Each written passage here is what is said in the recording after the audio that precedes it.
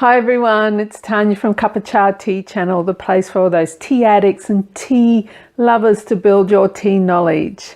So you've been thinking about Gong Fu and all that small teapot brewing. And you've been wondering about how do I go about it? How do I start building my tea kit? Do I go out there and buy a complete tea kit or a tea kit? So let's have a chat about it.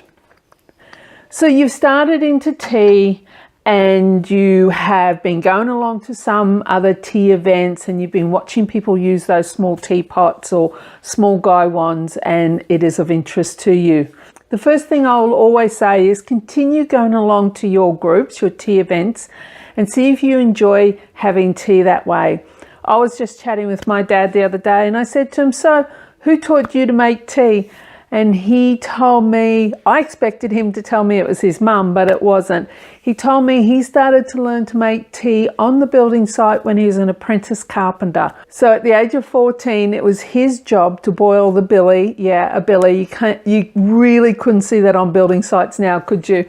And in a little 4-gallon drum, he would hang a billy, bring the water to the boil, then throw in the tea and the sugar, and then put it aside to steep, and then they would drink it out of the enamel cups. So that's how he learnt to make tea, and those were the tools that he used to make tea. And to this day, he's now in his 80s and he still enjoys black tea. And that was pure leaf tea as well, so it wasn't a tea bag. But now the world of Gong Fu has been opening up. Many people think it is a very ancient or way of Chinese brewing. It actually isn't. It was from one particular region within China, and then it was reinvented and revitalized in Taiwan in the 80s, taking some of the Japanese style of tea brewing and forming almost what people thought was a national tea brewing, but that was then exported back into China again. So there is a really great article on this, which I will provide a link to below for everyone if you want to take the time to read the history of it. But in the meantime, how do you start in this particular area? What equipment do you need? I will always say, keep it basic, keep it simple, and gradually add to it.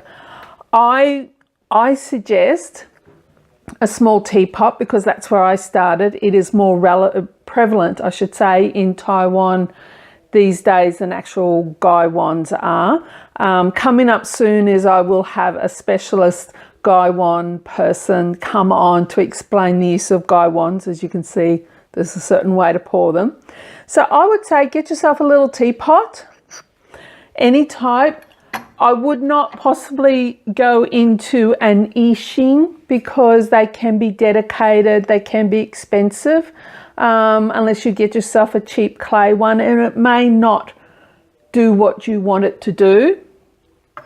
So first off, just work out, is this what you want to do? So start with a ceramic pot or a glazed clay pot, or the other one is, here, I'm finding for my stuff, is just a simple glass teapot as well.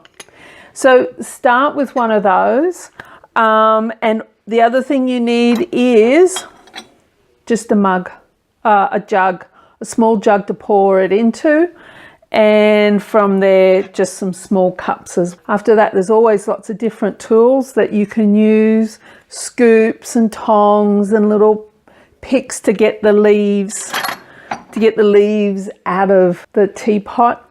But honestly, I didn't have a lot of that to start with, and it's something I have gradually built up over time. So let's go back. Just grab yourself a small teapot, a little jug, some little cups, and start from there and see if you enjoy it. And from there you can build your tea tray.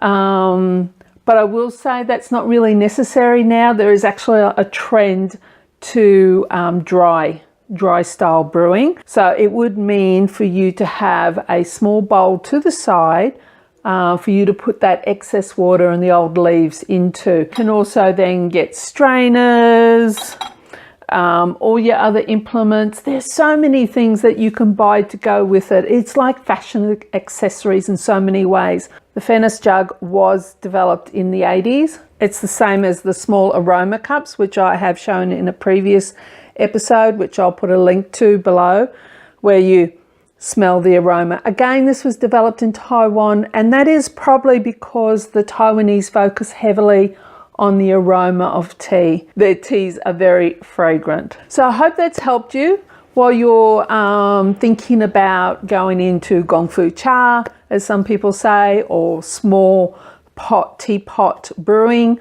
Like I always say, keep it simple. Work out first if you like that style of brewing, and you can expand from the basics. So until next time, have a great week. Enjoy your tea, and I'll see you next time. Bye.